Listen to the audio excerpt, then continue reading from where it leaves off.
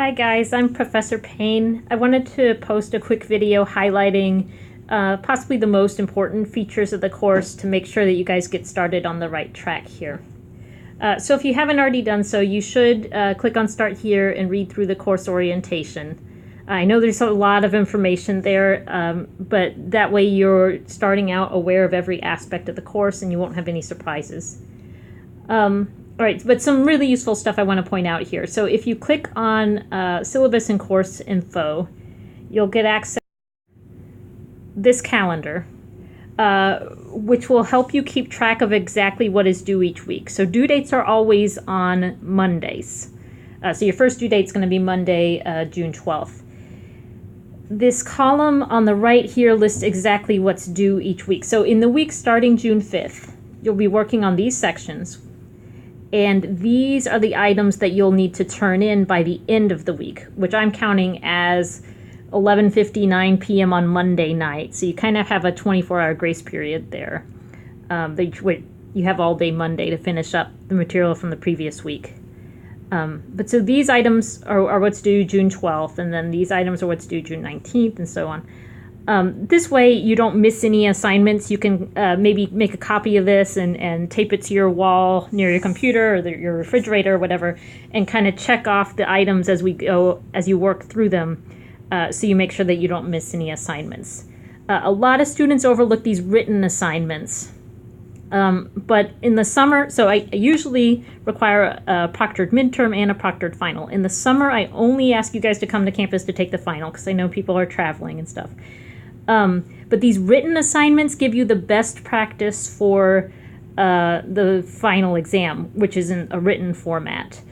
So that way you're sending me written work every single week, and I'm going to correct your work and send it back to you so that you can look at whatever feedback I have for you to make sure you're on track for that written final.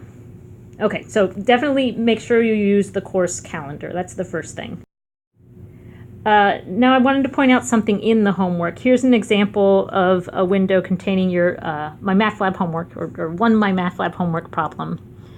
I couldn't get an image where this drop-down menu is actually on the screen, but when you click on Question Help, you'll get several options here.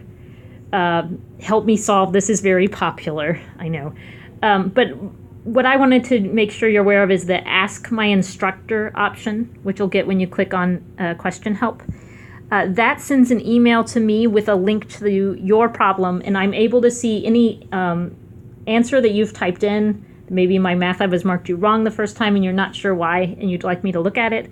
I'm happy to do that. So if you click on Question Help and then choose Ask My Instructor, you'll get a window. The link will already be embedded for me for your homework problem, and you can type in any questions you have about a particular problem. So make sure you take advantage of that. Another thing that students don't take nearly enough advantage of, I don't know, the sentence could be constructed a little better, but the online office hours. So in the course menu, when you click on online office hours, you'll get a window like this. When you look at it, this screen right here will be blank. But I wanted to capture it where I actually show you some of the capabilities. So I've copied in a homework problem. You'd be able to see this on your screen, and you'd be able to see anything I write as I'm writing it. So I usually in online office hours, a student will ask me to pull up a particular homework problem, and then I'll write out the solution on the screen and talk through it. You guys can either click the talk button and speak with me, verbally, or you can type. If you're shy about speaking through the chat room, you can type any questions here in the chat. But so it's almost as good as visiting me in my office or raising your hand in class to come to the online office hours and ask to go over a few homework problems with me. I'm happy to do that. Unfortunately, a lot of the time with online office hours, I'm just sitting there with the window open and nobody's there. So please try and take advantage of that. I have an online pre-calculus course also, so you might, if you pop in, a few minutes after it started, you might see that I'm answering a pre-cal question. And I'll be sure, and once I finish up a problem, ask you what questions you'd like me to solve. But so just, I don't want you to be thrown off if I'm solving something that's not relevant to your course. That's what's going on. Okay, last thing I wanted to pull up. So this is just a screen capture from the online lecture notes that I post in the weekly units. So in the Blackboard site, you click on weekly units, and I have posted notes for every section.